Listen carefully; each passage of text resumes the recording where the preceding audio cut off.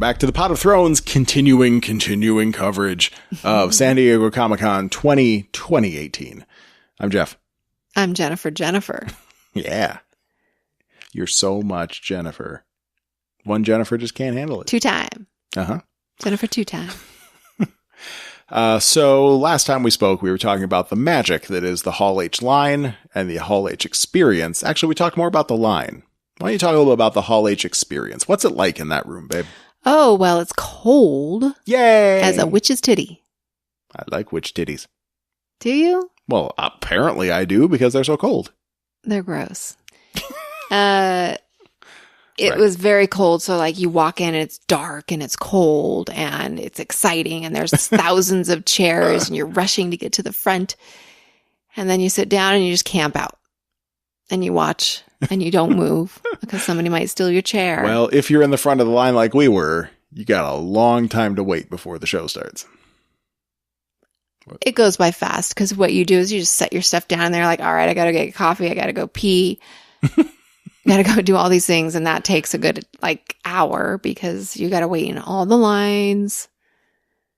Well, they do have bathrooms within the Hall H environment. They do. And there's lines all the time. But they do not have coffee or food. For that, you have to get a literal, actual, grade school feeling hall pass. Well, they did have some things right outside the hall that you could buy, but it wasn't anything good. But don't you still have to go get the hall pass for that? No. Because it's right outside the hall. I think there was something right outside. I don't know. Anyway, but yes, you had to get a pass and then you had to get purse checked and shit when you come back in. But you had to walk through a metal detector. That's so weird because they didn't check your purse to the best of my knowledge the first time you came in. No. So, all right, whatever. Weird. And you always feel like some kind of criminal coming back. They're, even though you have the pass and you're all legit, you still feel like there's a chance you might not get back in.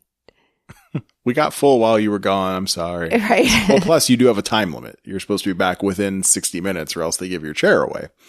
So you had to be careful. You went out and got us some soft pretzels, I think. Oh my goodness. The Wetzel's pretzels. Fucking $5 each, mind you, but go on. Good. So good. Yeah. So good. I want one right now. Oh, I'm going to have a hard time making that happen. So good. I never knew that pretzels could be so good. And that's why they were $5 a piece, and we kept buying them. All right. So the Hall H experience, cold and dark and exciting. Exciting, yeah. All right. Uh-huh. And a little annoying because people are just kind of grouchy. It's because they've been sitting in the sun for 2 days and everybody's camping outside. Just done. Yeah, it's the whole thing's exhausting, but it's a fun experience. That just Comic-Con in general. So I'm glad we're going. We're going back, right? Well, ask me again in 10 months. Okay, butter you up real good. So anyway, Walking Dead. Let's talk about the Walking Dead panel. Walking Dead. So, we didn't talk about who was moderating these panels. Yvette Nicole Brown. She's awesome. Yeah, she was really cool. She was fun. We haven't really spent any time watching Talking Dead, the Chris Hardwick post-show. No, because we do our own. But as I hear Yvette Nicole Brown is a mainstay of that because she's such a super fan that she's been on Talking Dead a bunch of times because she loves talking about Walking Dead. Well, that's cool. Yeah, so she was awesome the one for her. There was a big, when Chris Hardwick went down, and is now coming back up, I guess. He's going to get his job back. But when he went down, she was the one that just lit Twitter on fire. Well, she didn't do it, but fans did. And they said, if you're going to replace Chris Hardwick, you got to, it was supposed to be me. But since it wasn't me, I guess they wanted a woman to do it. So the fan uprising said, get Yvette Nicole Brown. And sure enough, it worked. It doesn't seem like usually I don't think I like the way you said, I guess they wanted a woman to do it. Well, you could have done it with me too. We could have done it as a team. In fact, I think I might have suggested that on Twitter. Got a couple likes, but since it wasn't me or us, she's the next best thing. She's the next best thing after us. Okay. She was pretty good. I liked her. She was very, she knows her stuff. Right? High energy. She was funny. What I really loved about her was that she involved everybody. Yes. She had at least, everybody got to speak at least once. And that's not a dig at Chris Hardwick because I don't really remember, but I do remember when we did when we watched the Westworld panel and maybe even the Game of Thrones panel last year, there were some people that just never got to talk, and Westworld especially, both, whatever the actors' names are. Sorry, you guys. But Hector and Armistice, they never got to speak a single word from the moderator questions or the fan questions. And they are our favorites. Yeah, and they're fucking awesome. It was very disappointing for me at the time.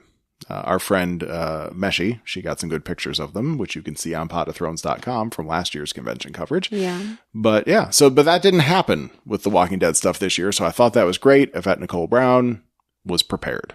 She did a great job. She did, I agree. Mm-hmm. I concur. So The Walking Dead, babe. Right. We were talking about this quite regularly on Pot of Thrones, and then, as we were saying the other day, things like Westworld started getting in the way because that takes a higher priority in our lives. We have not talked about how the season ended. Like the last few episodes of season 8, which happened months ago. I can't believe we haven't covered this. We never talked about it. Oh my God, we suck. I was looking it up before we recorded, and we know... I know... What? Psh. Psh. Okay. I'm just saying you had to look it up. No. I was looking up something very specific. Okay. So, again, this shouldn't be a secret for anyone that's been watching the show, but we had talked about the fact that at the mid-season break, we knew that Carl was done. Right? Correct. So he had gotten bit, and he was going to die, and sure enough, he did right at the season opener. That was the end for him because he had already been bitten like a couple episodes prior, so the infection had set in. Yeah. How do you feel about Carl's death? Like that whole... First, how do you feel about him dying? Well... Are you sad? I think we talked about this in more detail, but I still look back at that and I was starting to like the character sometimes. It's a shame that he had to go and all these sad events that happen in these shows, but the way they handled his death in that first episode after the mid-season finale felt to me very much like one of those cartoonishly drawn out deaths where they're like, oh, and then everyone's like, oh God, he's really gone. And then he wakes up like a minute later. It's like, oh wait, I have more to say. It felt like one of those to me. Did that happen? Not exactly, but it just kept going and going and going. They moved him around. They took him somewhere else. He's still talking and moaning and giving his letters out and sweating and moaning and telling people not to be sad, and everyone's sad. It was 60 minutes of just Carl dying. It was painful after a while. I think they overestimated how much people like Carl. Maybe, but I think he deserved a dramatic death. He's been doing this for 8 seasons, hardworking little kid turning into a teenager. And I think he's a fine actor. I think he did a great job on the show. His death could have been a little bit faster. Like 15 I felt like minutes. there are times when they fill time. Oh yeah, totally. There's definitely episodes like that, which is the same complaint we have about even like the Marvel Netflix shows too, how those 13 episode seasons should probably be 10, and maybe these 16 episode Walking Dead seasons should really be 13. Yeah, it's a thing, but it's what we got. So Carl died, but then we had this whole lead up to the final battle between the Saviors and everyone else, right? Rick's Team Rick versus Team Negan. So it was 7 more episodes of lead up to that final battle. And in that time, no one died. Not one person? Well, I mean, none of the major characters. There were definitely a bunch of Saviors that got killed by the guerrilla warfare tactics from Rick's team. And there were some characters that, like Carol was kind of sweet on that one dude, like the big lug of a contractor guy, whatever his name was, and he died at some point. There was the attack with the poisoned or like diseased weapons. Right. And that led to a breakout in Hilltop where someone died in their sleep and started biting people, and they started, but no major characters died there. Then there was the battle. Didn't they have a battle in the fields or something? Well, that was the final battle where all the Saviors got their hands blown up by, trickery from Eugene. Right. And so maybe some Saviors died from there, but no major characters. And even Negan at the end of it got his throat cut. But right, he survives. We know this. The closest thing we had to a major death in terms of characters that we cared about was Simon. Simon the Savior, the right-hand man. He got killed by Negan and was put on their fence of zombies. But he's not someone that we've been with for years and years and years. Exactly. He's one of the bad guys. And he deserved to die. He deserved to die. He was an awesome character, though. Yeah. Love that guy. He's a great actor. We can still see him on Westworld, hopefully. I hope so. Hopefully he'll be back.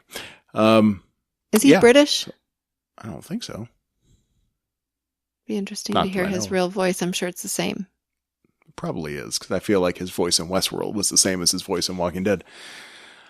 So that's how the season ended, with this sort of, and there was like this dark moment in Hilltop where Maggie was having a little conference with some of the people that really thought that Negan should die. Amongst them was Daryl. I think maybe Jesus. I can't remember for sure who was in there, but I know that Daryl was, which he's Rick. He and Rick are like super tight buds, but Rick said, "We are not killing Negan." And I think that was too much for Daryl to take after everything that Daryl had been through and everything Maggie had been through, and the two of them together, Daryl and Maggie. Ooh, lots of suffering. Poor Daryl's been tortured, held in that cell for how long time? Well, I guess apparently it was only like a day. Eating dog food sandwiches? Right. No, that was more than a day. He was there. Okay, we've had these conversations where you've told me it's only been like...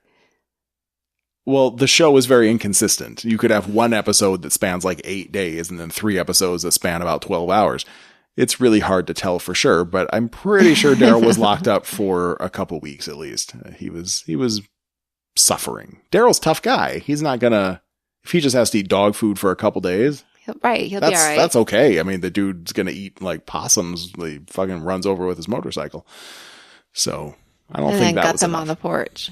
Oh, plus they were doing like the not letting him sleep by playing the super loud music and stuff too. So they were not okay with it. And we all wanted to know, like, what's going to happen next? Negan's in jail somewhere. Everyone's mad at Rick, but Rick thinks he's doing the right thing because of Carl. And now what we're going to get in this season, much like we did at the beginning of season 4 of Fear the Walking Dead, is a time jump. Yeah, we jump ahead in the preview that we saw. Mm-hmm. I don't know if this preview's out also. Can you see this preview? Yeah. Okay. I'm pretty sure it's on YouTube. If I remember, I'll put it in the show notes, but I can't promise anything right now. At the end of season 8 of Walking Dead, Morgan left the show, and Fear the Walking Dead did a time jump because that was way behind the timeline. But they did a time jump so that they were now in the same timeline as Walking Dead because Morgan shows up. And now Walking Dead is going to jump further into the future too. And the big reveal was that Rick is leaving? Oh, well, there was that too. They talk about that a lot in the panel. Maggie's had her baby? Maggie's had her baby, yeah. They formed some communities and they're trying to have some semblance of governance, it looks like. So there's a lot of human struggles coming. What's the big reveal? And Rick's leaving, which they're going to talk about in the show, but we don't know how he's going out. But the big reveal in the preview that you mentioned when we were talking about Fear the Walking Dead was the Whisperers. Oh, the Whisperers, right. So you didn't know what to make of that. What did you think when you saw the preview? And you heard them go like, wow.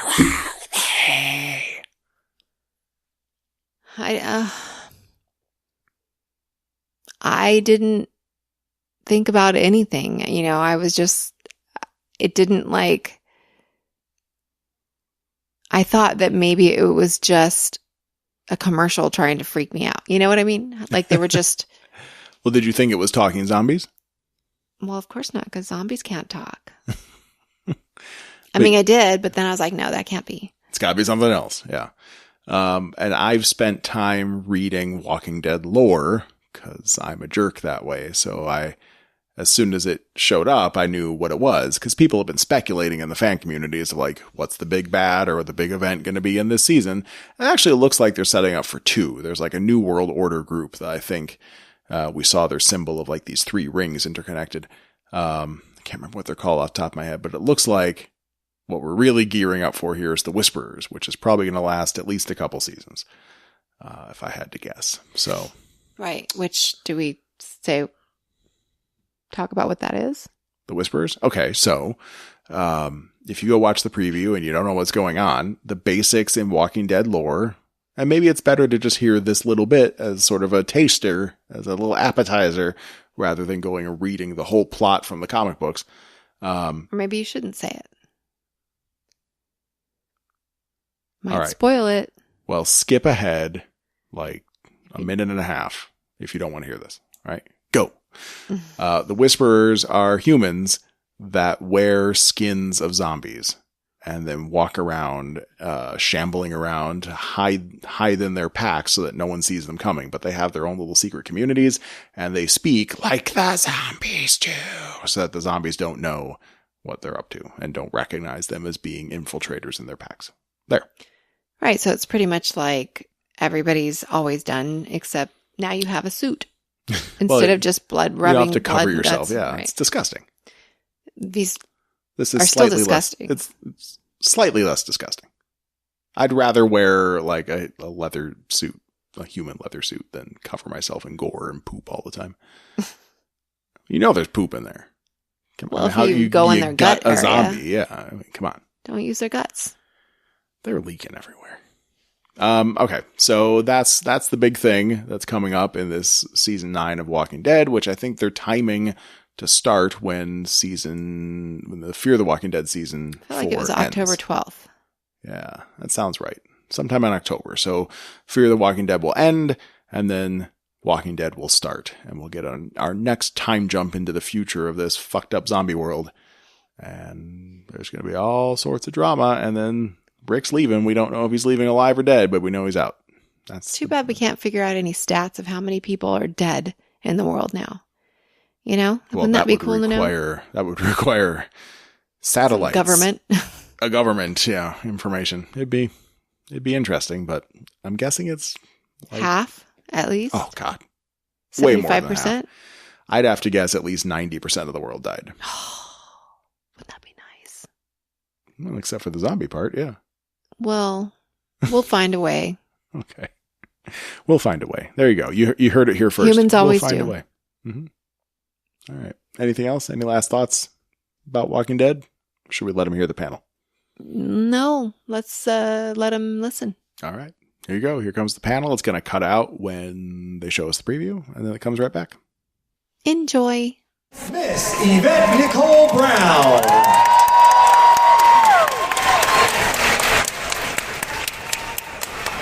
Hi guys! How are you? Are you guys ready for original recipe? Hi honey! I had to come out the shoes, they hurt everybody. Okay. I want to tell you a few things before we show an amazing trailer of what's to come in The Walking Dead. First, the season 9 premiere of The Walking Dead starts on Sunday, October 7th. That's first.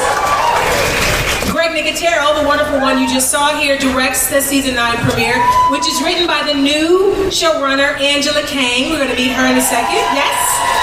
The Walking Dead premiere will be directly followed by Talking Dead Live. It's a huge event they're going to do for you. And also there will be a special Talking Dead, The Walking Dead Season 9 preview special on Sunday, August 5th. There will be more exclusives about Season 9, and make sure you tune in, okay? There's that. And then this is really cool. Okay, there's an all-new augmented reality mobile game where players can fight zombies anywhere in the world called The Walking Dead Our World. And just to let you know how popular it is, since it was released last Thursday, you guys ready? Here's some stats. 100 million missions have been completed. 25 million survivors have been rescued. 739 million walkers have been killed. The total distance walked by players was 5.5 million miles, which is the equivalent of 220 times around the Earth. All right. So you guys can download the game on iOS or Android, and you just start destroying walkers. And here's something special. For this Comic-Con weekend only, you can purchase a celebration offer that will give you a bunch of rare in-game cards and coins to upgrade your squad, including Rick, Daryl, Abraham, and more. How about that? Woo! All right, now, this is the moment. It's such a great moment. I'm putting my shoes back on so I can walk and let you guys see it. It is time for you guys to see a sneak peek of the trailer for season 9 of The Walking Dead.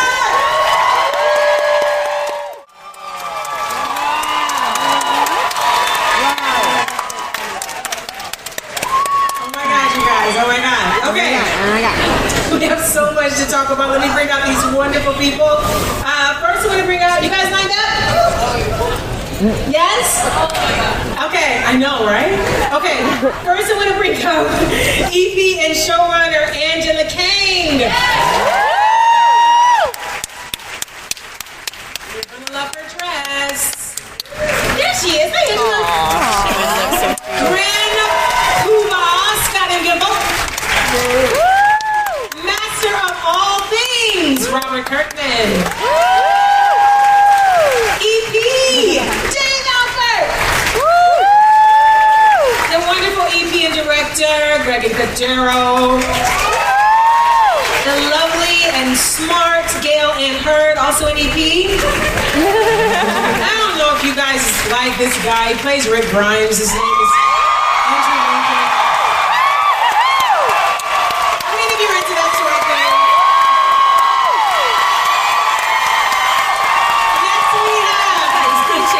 The fierce and wonderful Michonne, played by Danai Gurira.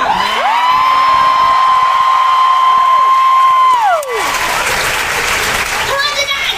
There she is. The woman who has it all under control. She plays Maggie Reed, Lauren Cohan.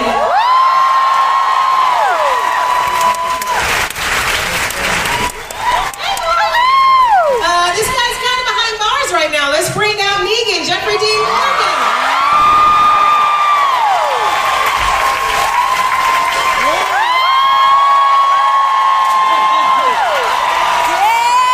And last but not least, there's this guy who plays Daryl Dixon. The better part of Norman Reedus.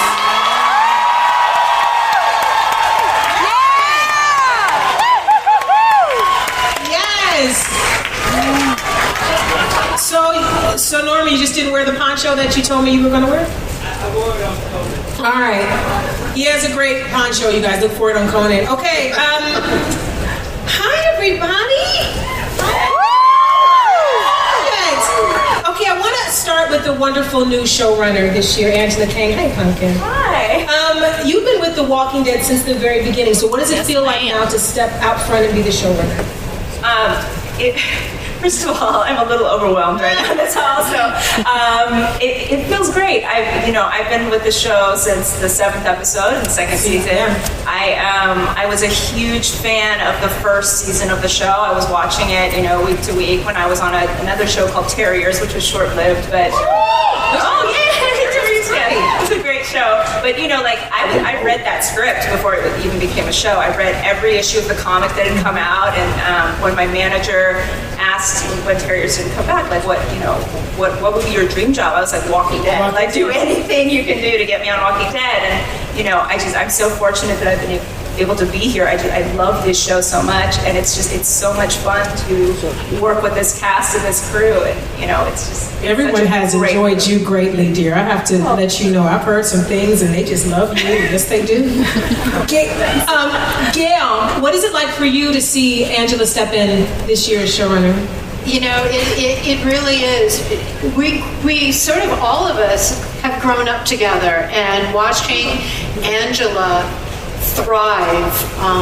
She's one of the most beloved people. When she would come on set to produce her episodes, everyone was thrilled to see her. But I remember reading the sample script that was sent to me back in the 2nd season. Back before the 2nd season, I was like, we have to get her on the show. She is the kind of visionary, the kind of voice. She understands what it is that we're trying to do. And anyway, it's fantastic. Really a privilege. She's also amazingly humble. You guys, we happened to fly in on the same flight, and I had sat in the wrong seat. I stole somebody's seat, and as I was getting moved out of their seat, sweet Angela comes up the aisle. Yvette, it's Angela. And I'm like, well, they about to put me off the plane, but let me just say hello to you before. But it was so nice that she sought me out, and I should be seeking her out because she's, the showrunner of a show that I absolutely adore. So one more question for you, Angela.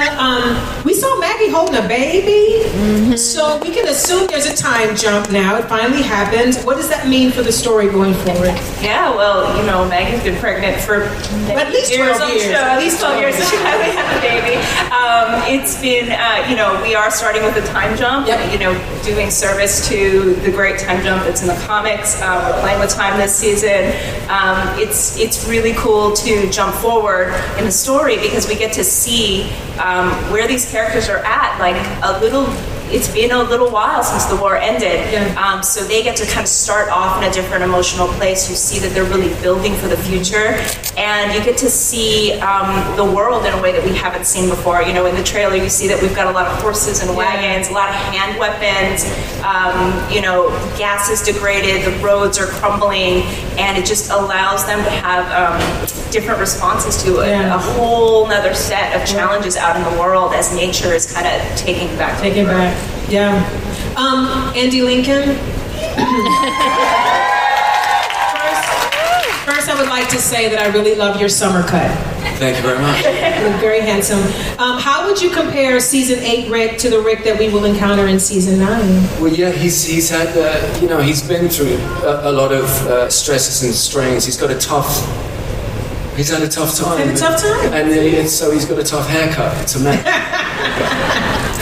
My horse really likes my hair, by the way, even if other people have problems with my hair.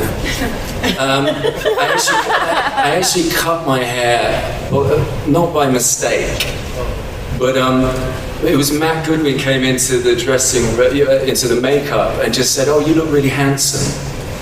And I took offense to that. He said, "You look like a country singer." And I was like, well, Rick Grimes has never looked like a country singer. So I said, get the buzz cut out. So we did this, and it was probably a little bit shorter than it should have been. But by about episode 6, it turns out to be quite a nice haircut. But look, I want to say something because there seems to be an elephant in the room in Comic-Con, and I think many of you may be wanting to ask a question about whether or not this is my last year. Is that true? Yeah. Now, I did a zombie poll 2 weeks ago, and there were 200 zombies, and I asked them, I said, I'm probably going to get asked a question. Do I confirm or do I deny? Fortunately, that problem was taken away from me by this man. This will be. I'm sorry, Andrew. No, I love you. This will be my last season playing the part of Rick Grimes. Now hear me out, please. I love this show. It means everything to me. I love the people who make this show. I promise not to cry. I've done enough crying on screen. This is. I'm particularly fond of the people who watch the show. Yes.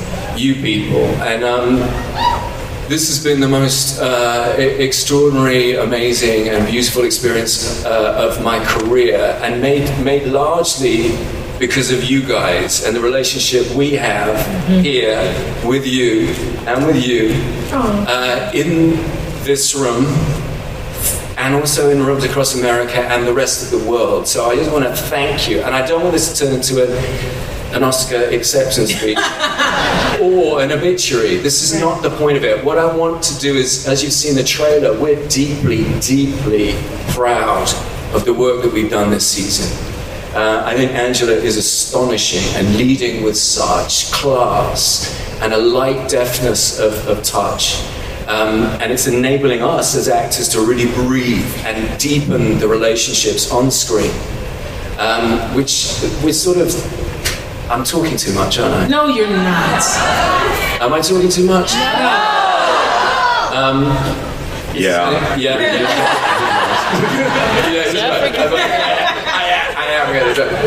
But I suppose what I wanted to say is that my relationship with Mr. Grimes is far from over.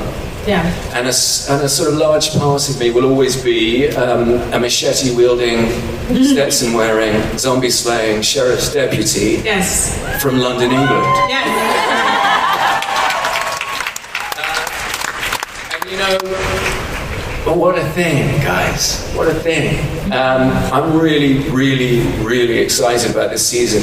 I think there are 2 episodes that, for me, are my favorite episodes since the pilot. And I also just want to commend all of these amazing actors and everybody, the rest of the cast. I think they're doing the greatest work I've ever seen. And this has always been an ensemble. Yeah. And it will continue to be an ensemble. And no one is bigger than the story, and the story this year is unbelievable. So, is that enough? Do you want to hear any more about the thing, or should we talk about this season? Let's talk about the season. All right, thank you. Thank you. It was important.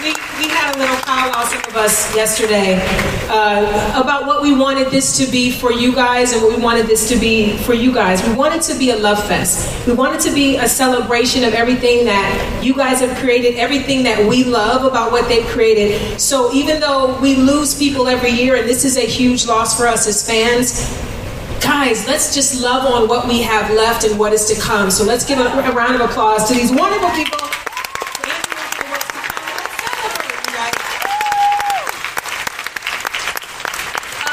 So let's keep going. Scott, hi. Well, hello. Hi, Henny. What will set season 9 apart from everything that has come before it? You know, the first 8 seasons of the show were one chapter. Yes. Which in some ways, you know, the book was that way too. There was this new beginning. And that's what season 9 is. It's a whole new beginning for the show. It's a whole new show in some ways. And I think people are going to be very, very surprised. They're going to see things they haven't seen. They're going to see a world that is different than it's been. Yeah. We did 2 years of all-out war. This couldn't be more different than all that. Great. I love a shift. What's great about Walking Dead is that through the years, you can take it season by season, you can take it 5 episodes at a time, but there's always something that's going to ebb and flow. And I believe we should take this show and also Fear as a piece, the whole thing. So any season is just a part of the puzzle, but we're going to see the fullness of what it's going to be at the end. So I love that it shifts and changes like that. I think it's wonderful. Denai? You okay? Too loud. Hi, Denai. So Rick and Rashon have often talked about reordering the world. Right, I know. Do you hate the name? You hate it? No, I don't hate the name. Okay, just checking. It's efficient. Okay, good. It is. It is. Denai believes in efficiency. Okay, so Rick and Michonne have talked about reordering the world. Is that exciting that in this new season you finally get to do that? And my question is, what if everybody's not on board? You guys got a vision. Everybody might not agree. I mean, that's the thing. I mean, it's kind of the journey. I mean, what is it really exciting is that there was this moment they had in 7/12 where they discussed this. They discussed seeing the end of the reign of terror and getting to a place where they could actually. He's like, hey, yeah, it's me.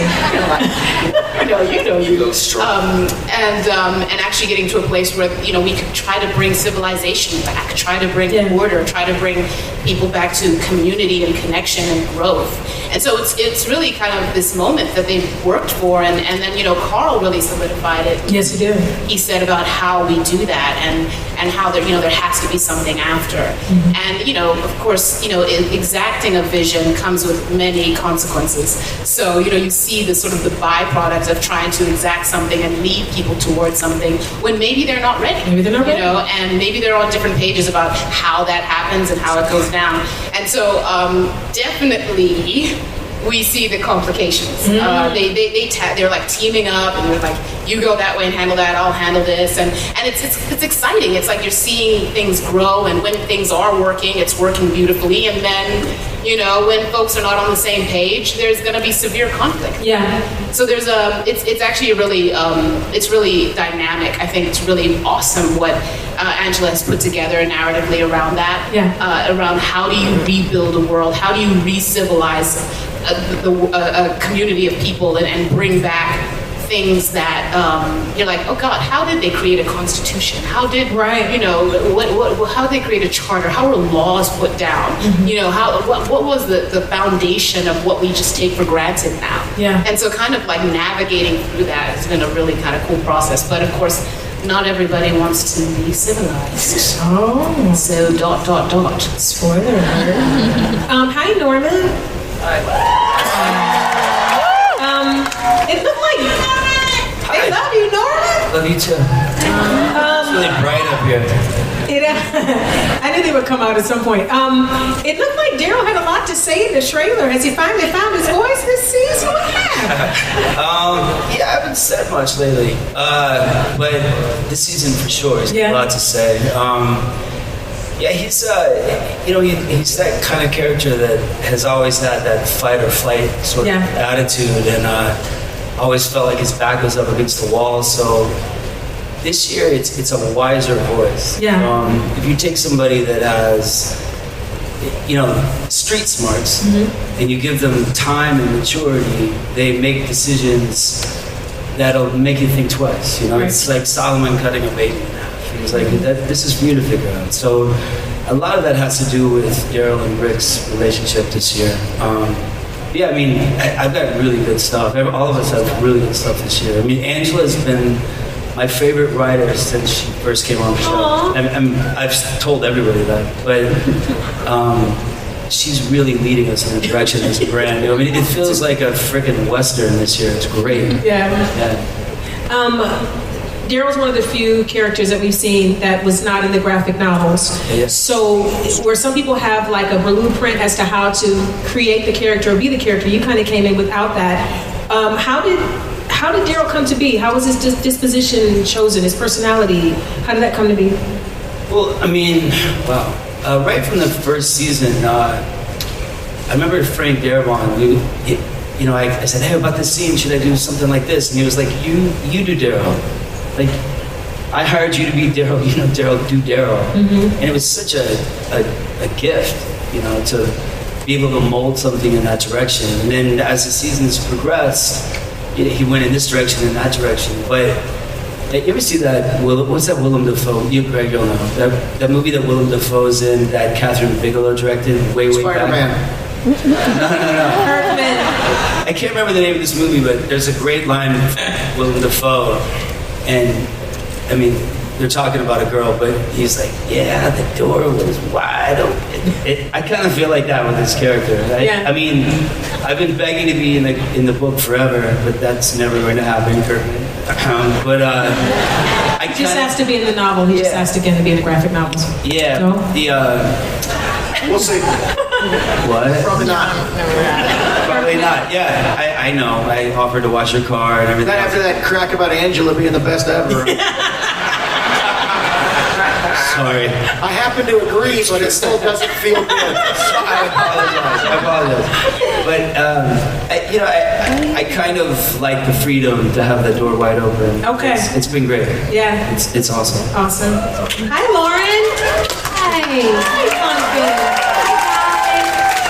So there's a time Maggie's had the baby. How was that for you? Yes, I know you're like, Lord. Yeah, finally, right? Yes. So what has the time jump been like for you? How have you reacted to that as a character, as an actress, all of that? It's been great. It's been really, we obviously left on a pretty sharp note with everybody at the end of the last season. A little tense, yeah. So it was fun for us. It was obviously really fun knowing that I was going to have the baby. I'm sure everybody can kind of sympathize on that. And but it's interesting going to that point and then filling in all the pieces. And it felt in a lot of ways like you would with the movie. You know what I mean? Like, you're going to fill in these spaces, and we get to actually talk to Angela and understand where it's been. And a lot of pieces that were laid down, with Georgie and this book of the future and how it can be. I love that. I know, it's so inspiring. So I just feel like, there's a lot of conflict, but it's conflict between people who love each other that are all working towards what should be a bigger, brighter, stronger, sound like a mortgage commercial, more verdant future. But the interesting thing is that this something after that Carl talked about, and that kind of a goal that we want to have, it looks different for Maggie, it looks different for Daryl, it looks different for Rick, it looks different for Negan, it looks different for everybody, and that's what we get to dig into. So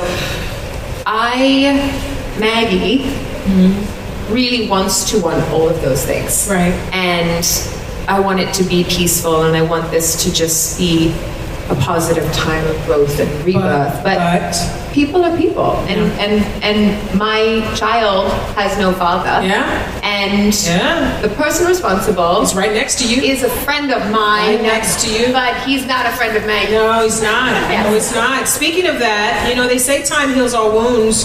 Is there any way this could be the case for Maggie and Negan? Will she ever forgive him for killing? No. Yeah. I know. Screw all you people. What do you think, Lauren? I think it's going to be interesting because I think we all have ideas about what we would do in certain situations and who we want to be and the legacy that we want to leave. Right. And when it really, really, really, really comes down to it, what do you do? Exactly. So that's what the season's about. See you guys later. Okay. Hi, Jeffrey. Hi, bro. I'm good, honey. Did you prepare to play Negan differently this year because he's not the leader, he's kind of a prisoner? I don't know if Negan knows that yet. No, yeah, it's a different year. I think a different side of Negan. I think we've gotten to see some different sides and little hints of different sides, but this year, just from the trailer, we see that he's in a bit of a predicament. Yeah. And he's having to face some stuff, I think, internally as well as outside his jail that he's never had to face before. So we're going to see some different sides. And in saying that, Negan's also getting an opportunity to interact with some people that are up on this stage that he hasn't really had a chance to interact with before, which has been, I think, super fun. Right. For myself and Negan. Okay. Yeah? Okay, yeah. Yeah. I love it. All right. Season 8 had a lot of fights. You and that Rick Grimes. Yeah, we like tussled a lot. We tussled. So are you excited to just kind of be in the cell and chill and let people visit you and say hello? I do like my visiting hours. You know, the thing with Negan, as we all know, is he likes to talk. Yes, he does. So it's important that people come and visit him. You know what I mean? Chew on that scenery, baby. What was the question? That's good. It was, do you enjoy sitting in the cell? I don't know that. As an actor, it's been okay, but as the character, I could be itching to get the hell to out. Get out and start some mess. Right? Yeah. Yes. I think he's there to kind of stir things up. Yeah. Angela, what can we expect from Negan? You know what's coming. Is there something you can share about what he's going to be? Yeah, Angela. Yeah, I mean, well, you know, we're getting to see some sides of Negan that we've never seen before. I think it'll be cool. I'm definitely loving the stuff that's coming in the episodes. I mean, Jeffrey is fucking amazing, and I love her. Sorry, I know. Yeah. Sorry to the children. Just said you were sweet and genteel. I just lost a bet on some people in the office. It's okay. It's heckin' amazing. It's heckin' amazing. Too late. But, you know, like, Negan is Negan, and Negan wants to stir up trouble sometimes, so we will play some of those stories. All right. Dave Albert. Yes. Hi, Dave. Yes, I love a little applause. What do you think is the most interesting, what's most interesting story-wise for the communities now that the war is over? Like, what's the thing that we're going to be like, ooh? Well, you know, we spent so much time, you know, tearing the world apart, really sort of seeing how the apocalypse unfolds and the deterioration of society, the loss of civil norms and institutions. I am talking about the show.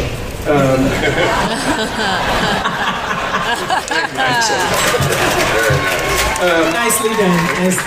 But, like, in real life, there is hope. And I think what's great is that we're starting to see society come back. It's not a smooth process, and people have to fight to make it work. But I think seeing that stuff come back really is the thing that's most exciting for this season. Yeah. Craig Nicotero. Hello. Hi. Yes. As the director of this new premiere that's coming out, what was it like setting up the new world? Because it's completely different now. What was it like for you? Well, as you guys saw in the trailer, which I got chills. Did you get I've seen chills? the trailer like 20 times, and I still get chills. Yeah. I'm so excited about it. You know, I've always loved the post-apocalyptic world. We never always get to explore the urban setting of it. Yeah. Usually we're in the woods, we're on Crook Road, but we shoot the same 3 roads every episode. They're all different roads. They're all different roads, just are named same road. But, you know, getting a chance to get into D.C., as you saw in the trailer. You know, I read the script that Angela wrote. I couldn't help but think about, you know, the opening of Day of the Dead, where you're seeing the desolate, empty city with just some wind and some walkers, and even, you know, we did a shot that was sort of reminiscent of Planet of the, you know, the last shot of Planet of the Apes, and it's really fun to sort of start designing our world, knowing that people haven't lived in those buildings for a long, long time.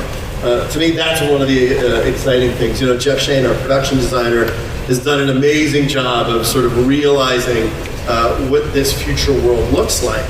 And, you know, Angela wrote the first script. I would like to say, jumping onto how great Angela is, because we do love her. She wrote the first episode that I ever directed, which was the episode that Dale was killed. Oh. And it was, I watched that episode over and over again, and it's so powerful. The performances are so great, such a great script. And I'll never forget sitting in the editing room, and I just cut that scene together, and I invited Angela to come in. I said, I want you to watch the last scene with Dale, when Daryl walks over to him, and they're looking at each other. We watched the scene together, and I looked, and there was like a little tear coming out of her eye. And she wrote the scene, and she was so moved by it. And I was so proud and so impressed that something that she had crafted, that it moved her so much. So we're in store for a lot of that this year, guys. We're in store for a lot of that emotion. You know, the characters that you guys see on stage, we get to see them together. We get to see Daryl and Carol. We get to see Rick and Michonne. We get to see these guys together in these great scenes that conversing. Words. Conversing. Oh, sure. Wait, what does that sure mean? In scenes together. Don't gloss over the sure. What does that mean? No? All right, I'll talk to you later. Angela, there are some new faces joining the cast this year. Can you tell us? There are. I got a cheat sheet. Yeah, give me a cheat sheet. Let's talk about it. We have some really cool new characters. For comic book fans, I think you'll get to see some familiar faces from the comic come to life on screen. We have joining us Earl the Blacksmith and Tammy Rose in the Hilltop Community, played by John Finn, who some of you may remember as Kritschgau in The X-Files. The wonderful Brett Butler is playing Tammy Rose. We have some great, really interesting saviors named Jed, played by Reese Coiro, who's an amazing actor, and Justin, played by Zach McGowan. You saw these guys in the trailer. And we have, those of you who know Fantastic Beasts at all may recognize Dan Vogler, who's incredible, and he has joined us to play the role of Luke. And there's some other announcements that have been made in other outlets or are coming, so I can't talk about those, but that's good. I love it. Kirkman? Yes, ma'am. We know a time jump also occurred in the comics. Are there any other elements from the comics that we're going to see on the show this season? Let me just make sure I can talk. I think you have one more announcement to make. Do you have entirely possible? I think we all may have noticed that it seemed like there was a whispering zombie at the end of that. Which to me is very strange. I want to know what's going on there, but that whisper was so weird. Why whispering? We're also going to be we're going to be mining more from the Fantastic Beasts. That movie is going to be the new The Wire for this show. So you may recognize Samantha Morton, who's been in Fantastic Beasts, and Minority Report is going to be playing a character that we all know and love named Alpha. And, there's a lot that comes with that. So there's a lot to be excited about. Thank you for sharing. Scott, the crossover with Fear was a huge success. Are there any plans to expand the Walking Dead universe even further? I'm currently in the garage. Wait, you're already rolling your eyes at me. Not because I feel like you're not going to tell me what I need. No, I'm not. I'm not going to tell you. But I will will tell you I'm working on something to tell you. I will tell you that we're going to look at the past, present, and future of the show. And some of them might... You said past? Yeah. Like pre-apocalypse? Maybe. Could there be a role for a chubby black girl in the air-conditioned room? Yeah. In Greendale. In Greendale. That was me begging for a job, everyone. Okay. Gail. Hi, Gail. Within the landscape of television, it's a big question. What does it mean to you that this show has so many powerful female voices in front of and behind the camera? It means everything to me, actually. Yeah. I mean, when I started with the Terminator back in 1984, that was rare. Aliens.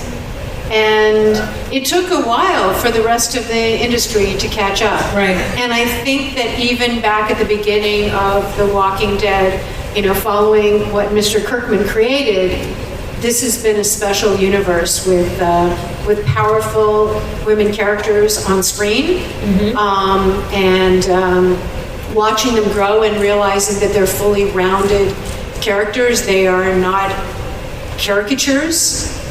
Is so important for young girls and women to identify with, and now to have Angela leading us is fantastic. And I would also, because today is Female Filmmaker Friday, I would like to give a shout out to all of the fantastic women directors that we've had on the show.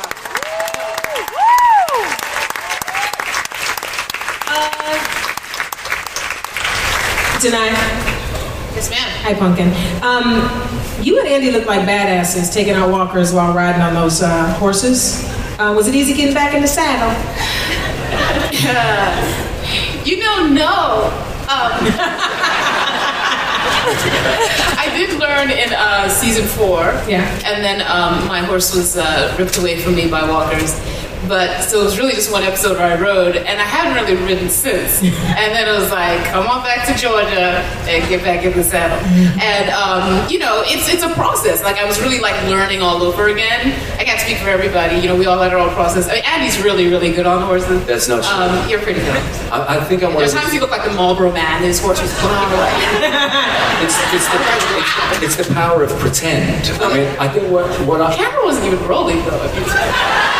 Well, there were a couple of times where Norman, who, have you noticed, is not on a horse this season. The only actor not on a horse. He looks at me, and when my horse, they're not supposed to be on 2 legs, really, are they? Most.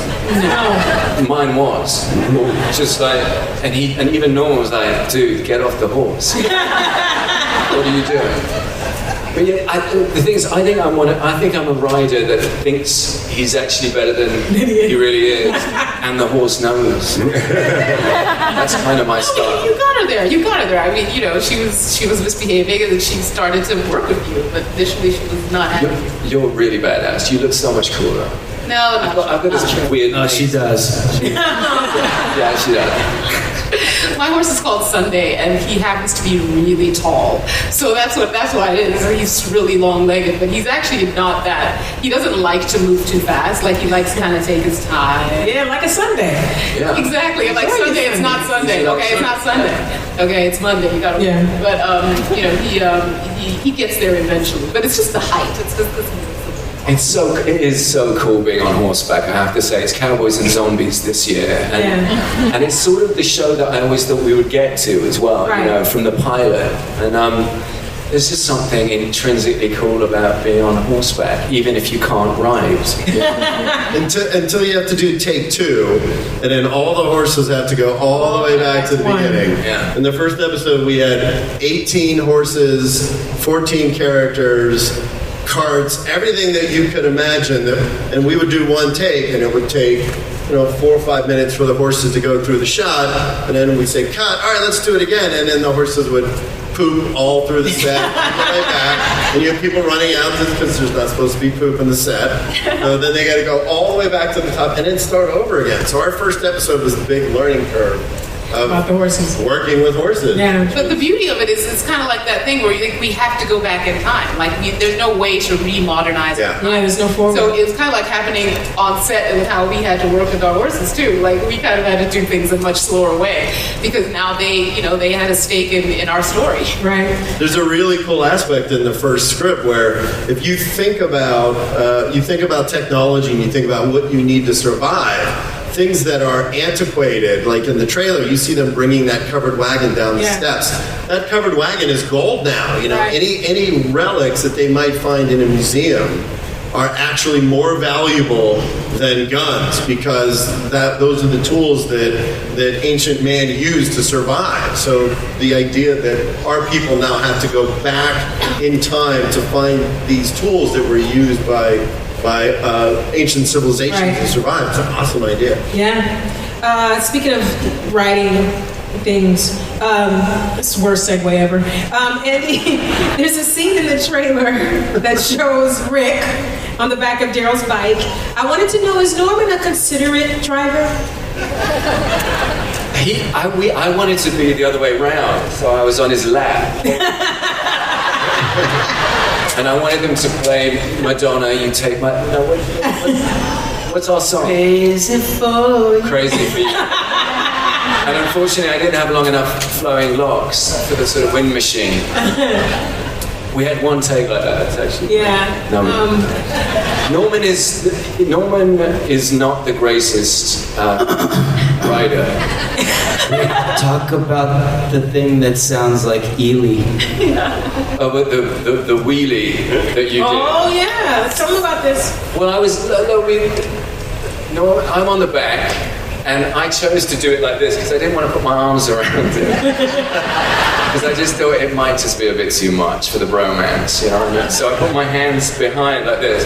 Little did I realize that it was on quite a bumpy road, and he rehearsed without me, without anyone on the back for safety. And then we did the scene, and I'm sort of, I'm going, pull over, man, pull over, like this. And he just accelerated and pulled the wheelie. And I keep going in the scene going, man, so pull over. And he just went, dude, I just did a wheelie. He didn't even know though. He's still acting this. I just was really disgusted. I was like, you're really unprofessional.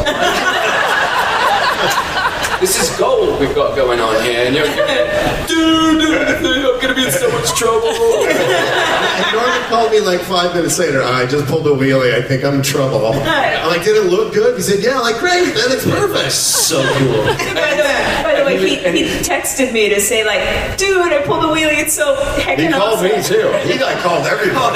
He called everybody. It's his screensaver now. On the wheelie, and all you see is my big nose just poking. He goes, "We look great," and I went, "You look great."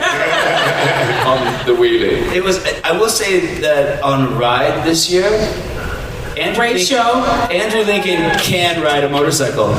He's been lying to me all this time. Oh yes. No, that's not really true. No, you were great. No, Jeff was there. He was kind of good, right? Better than we anticipated, for sure. For sure. Yeah. Except for your wife's father didn't like you very much on the motorcycle, from what I remember. There's a lot of shots of Andy going, "What gear am I in? What gear am I in?" A mention was made of screensavers on phones. There's also been pictures on Instagram recently of your car, Norman, with the caption, "Ahem, Andy Lincoln strikes again." Can we see that? Yeah. Can you tell me what happened? What happened? What happened? We just did a really emotional scene that we'd been working on forever, and it was a heavy day. And what happens with Andy is when you prank Andy, he gets you back, but he doesn't do any of the work. He has somebody else do it. So it doesn't, he's really, this whole prank war started, we were in Tokyo like a million years ago. We were in Japan, and he leans over to me and he goes, "You speak a little Japanese, don't you?" And I go, "Yeah, a little bit." And he goes, "How do I say, thank you for having me in your country?" So I say, "Toilet wa doko desu ka?" And he goes, "Okay, you're welcome."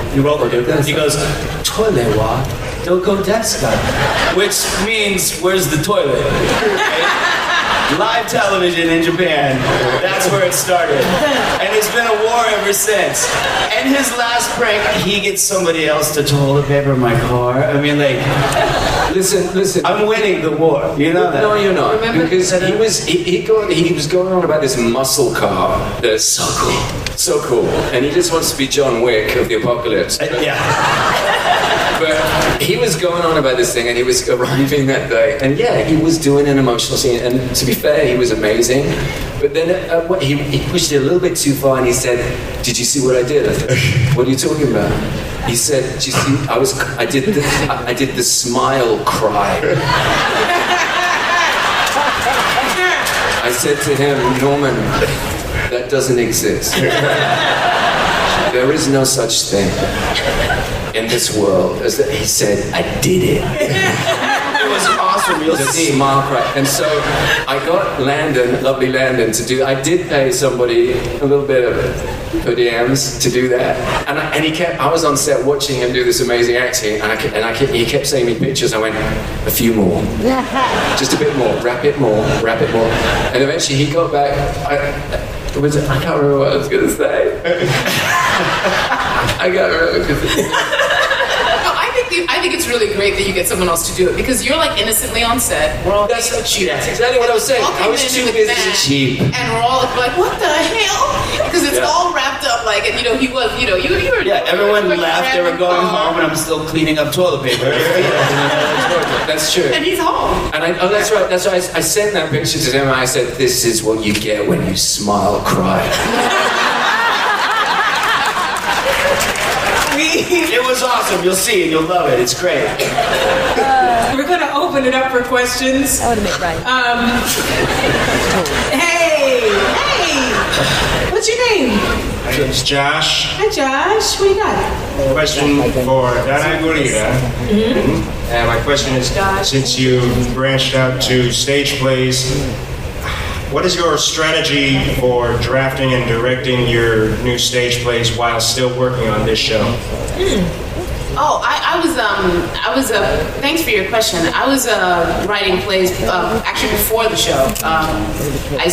I've done a little. I've still been doing it, but I was doing it before I actually started doing The Walking Dead. But it is, the good thing is, there's a beauty with how, you're able to tell many narratives and be a part of narratives at the same time. So I think all of us find ways to connect to things we care about.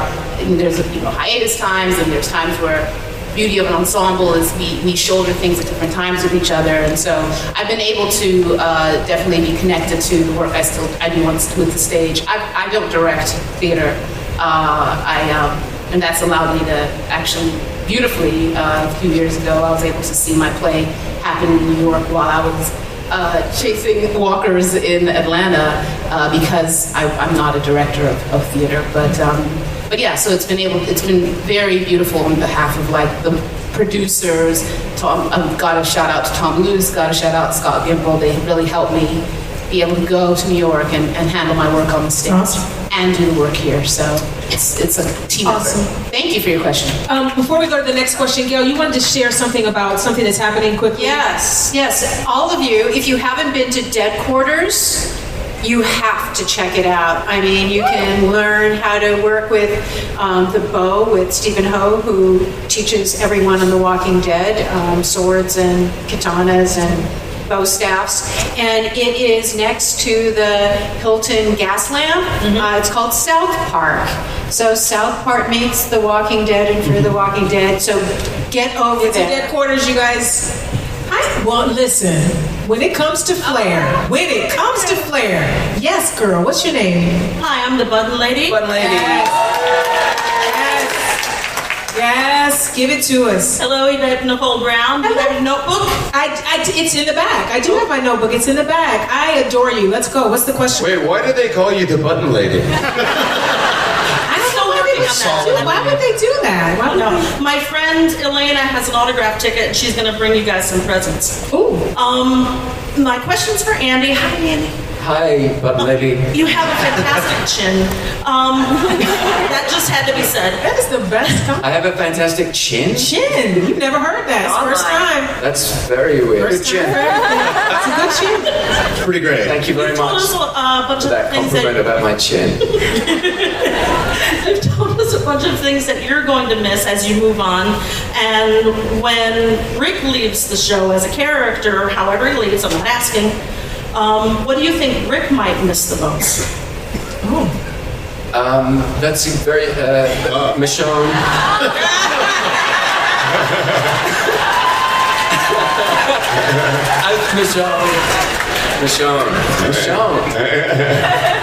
Michonne. That was really hurt. Yes. Michonne, that's your final answer? Michonne is the final answer. Okay, we've got time for one more question. It's you, baby. Hi, my name is Christian. Hi, Christian. My question is for Jeffrey. In interviews you did for season 7, you talked about wanting to see your relationship with Carl develop.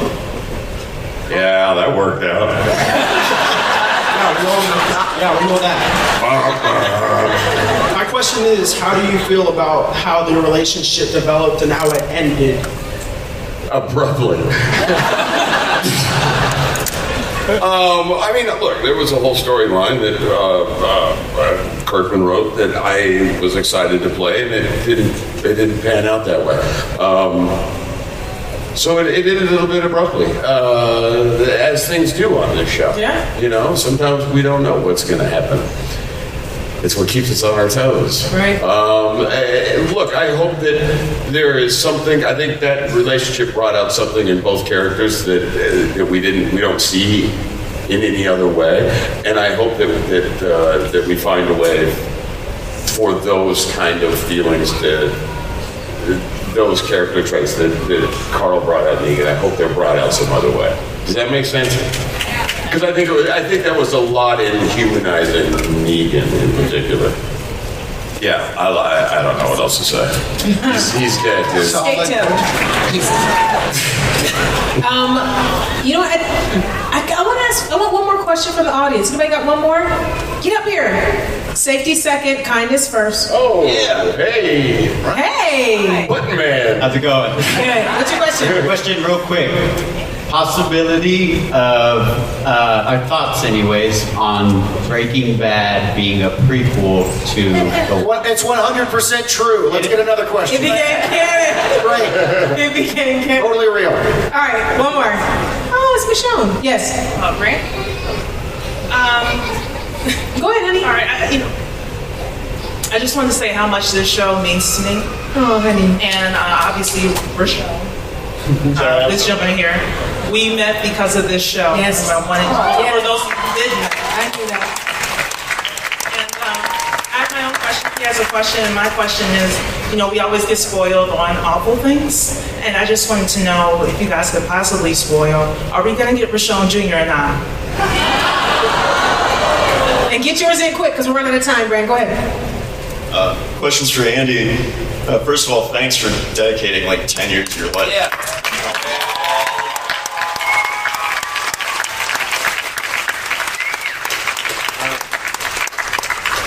Are you going to have a hard time moving on from Rick Grimes as a character? And after doing this for a decade, what kind of character do you want to play next? Oh, wow, thank you for saying that. I'm going to take a break for a while. It's funny, these guys here and everybody back in Atlanta are the greatest surrogate family I could have wished for. But I do have a real family, and it is time for me to go home, And but saying that, I have one eye on the scripts. Norman sort of quietly sends me the scripts. and that's no spoiler, is that? That's out now. Good. But so I don't really know. It's been such it's been so much part of my life. It's been everything. I've breathed it for 10 years, and I don't really know. But what I do know is that I I believe in the story so much that I can't spoil this for you, but this is a really terrific season for Rick's story and Michonne and his relationship. I get to play with all of my favorite characters this year, and they're so good, you know. There are a couple of things that I'm thinking about doing, but I'm so in love with Rick Grimes and the people in this show that I don't know if I can put him down yet. Yes. You know what I mean? But the short answer is no, I'm going to bed for about 3 months. Thank you so much. Let's give Rick a I want to do a standing up. Yes.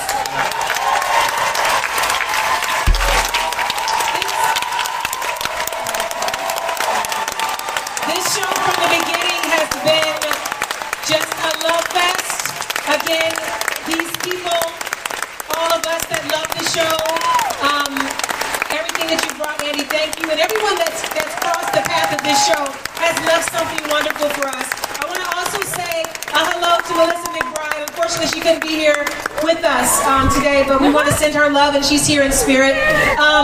And just know, you guys, as we go out as a fandom, make sure you share the love of what this show is. There's a lot of things that happen, but the thing that never changes is how much we love them, how much they love you, and how much we love each other. So please always remember that. Hope you guys have a great day. Thank you so much. The Walking Dead returns on October 7th. There'll be a Talking Dead event live after, and there's a special preview special on Sunday, August 5th. I'm Yvette Nicole Brown. Thank you.